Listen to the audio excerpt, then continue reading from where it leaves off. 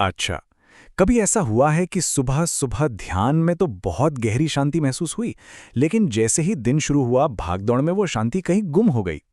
बस आज का ये विश्लेषण इसी कला के बारे में है, आध्यात्मिक संप्रभुता। हम ये समझने की कोशिश करेंगे कि कैसे मन पर इतनी महारत हासिल की जाए कि दुनिया में हर काम करते हुए भी वो शक्तिशाली योगी वाली स्थिति बनी रहे। तो चलिए इस सफर की शुरुआत करते हैं। तो आज की शुरुआत किसी विचार से नहीं, बल्कि एक एहसास से, एक भावना से करते हैं। ये जो वाक्य है, मेरा बाबा, ब्रह्मा बाबा, मीठा बाबा, ये सिर्फ शब्द नहीं है। ये तो हर साधक के दिल की आवाज़ है, एक गूंज है। ये एक आध्यात्मिक पिता के लिए जो गहरा प्यार है, उसे दिखाता है। और सच तो ये है कि यही प्यार, यही स्नेह उस पूरे रास्ते की नींव है जिसे हम आज समझने वाले हैं। आज का जो हमारा सफ़र है ना, वो बिल्कुल सीधा और साफ है।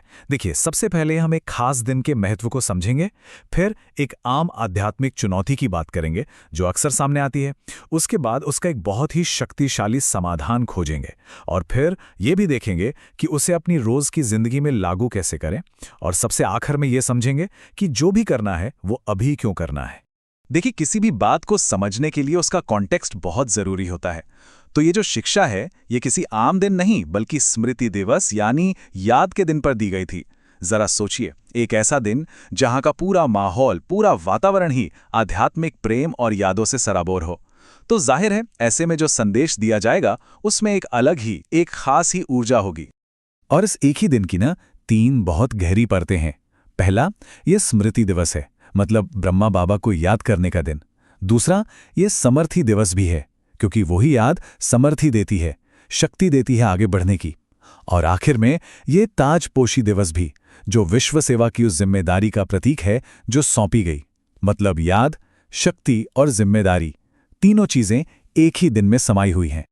चलिए, अब आते हैं उस असल चुनौती पर, एक ऐसी मुश्किल पर जिसे आध्यात्मिक रास्ते पर चलने वाले कई लोग बहुत अच्छी तरह पहचानते होंगे। इसे हम कर्म योगी का धर्म संकट भी कह सकते हैं।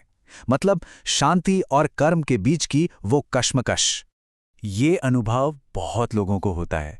सुबह सुबह जब अमृत वेले ध्यान में बैठते हैं तो अवस्था कितनी शक्तिशाली, कितनी हल्की और सहज होती है, ऐसा लगता है जैसे हवा में तैर रहे हों, है ना? लेकिन जैसे ही दिन शुरू होता है, कामकाज शुरू होता है, वो सारा एहसास जैसे धुंधलाने लगता है। कर्म और चेतना के बीच बैलेंस बनाना एक स्ट्रगल बन जाता है, और वो जो सुबह की सहजता थी, जो शक्ति थी, वो पता नहीं कहाँ हवा में घुल जाती है।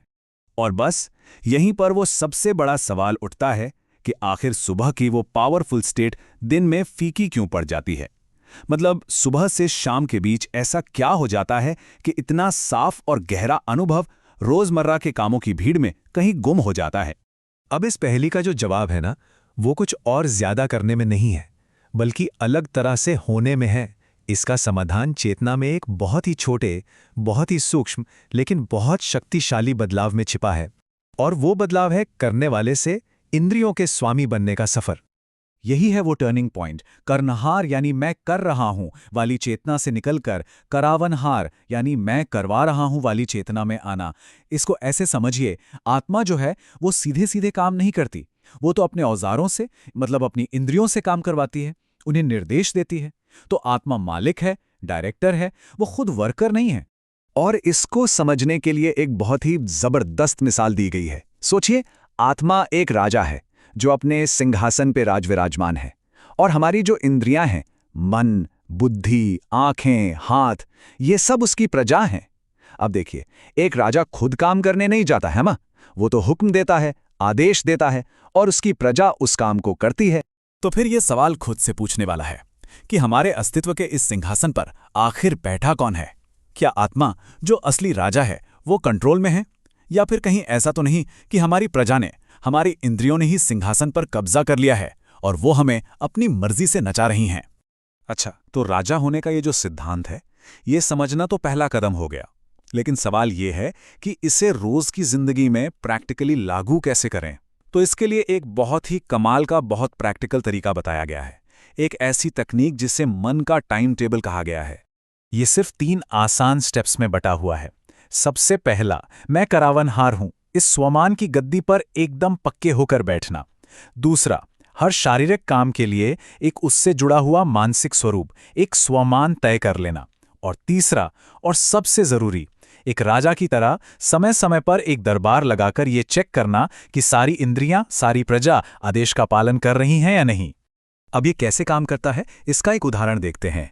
मान लीजिए खाना बना रहे हैं, तो उस वक्त मानसिक स्थिति क्या हो सकती है?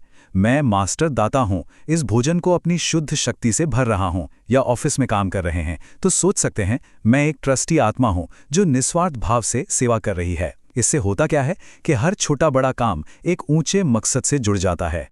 और अब हम पहुंचते हैं इस शिक्षा के आखिरी और शायद सबसे जरूरी हिस्से पर, और वो है अर्जेंसी, यानी तत्कालता। मतलब ये जो अभ्यास है ये कल पर टालने वाला नहीं है, इसे अभी इसी पल लागू करने की बहुत बहुत गहरी जरूरत है। हमें एक तरह से चेतावनी दी जा रही है कि भविष्य एक पल में बदल सकता है। हमें तो ये भी नहीं पता कि हमारी अपनी सांसों की डोर कब पूरी हो जाए। और ये जो आध्यात्मिक लापरवाही होती है ना, जिसे अलबेलापन कहते हैं, वो तरक्की के रास्ते में सबसे बड़ी रुकावट है। और ये भी सोचिए, हर एक पल जो हम इंतजार में गंवाते हैं वो एक ऐसा पल है जिसमें शायद किसी जरूरतमंद तक हमारा संदेश नहीं पहुंच पाया। जगदम्बा का एक नारा है जो इस पूरी बात का सार बता देता है, कभी भी कभी नहीं कहो, अब कहो। मतलब वो साधारण पुरुषार्थ का समय अब चला गया, अब समय है तीव्र पुरुषार्थ का। जो कुछ भी करना है अभी करना है, जो कुछ भी बनना है अभी बनना है। तो सवाल उठता है कि सारे अभ्यास का आखिरी लक्ष्य क्या है, मंजिल क्या है? मंजिल है एवर रेडी, यानी सदा तैयार की अवस्था को पाना। हर परिस्थिति के लिए तैयार, किसी भी अचानक आने वाले बदलाव के लिए तैयार, यहां तक कि अपने शरीर को छोड़ने के पल के लिए भी तैयार रहना। यही है एक सच्चे सम्राट की असली अवस्था। और इसी के साथ ये विश्लेषण एक ऐसे सवाल पर आकर रुकता है जो इस पूरी शिक्षा की आत्मा है। एक सवाल जो हर एक को खुद से पूछना है, क्या मैं एवर रेडी हूं? ये अपने मन को, अपनी इंद्रियों को, अपनी आध्यात्मिक स्थिति को जांचने का एक मौका है। खुद से पूछने का एक निमंत्रण है कि क्या मैं किसी भी चीज के लिए, किसी भी पल के लिए तैयार हूं? ओम शांति।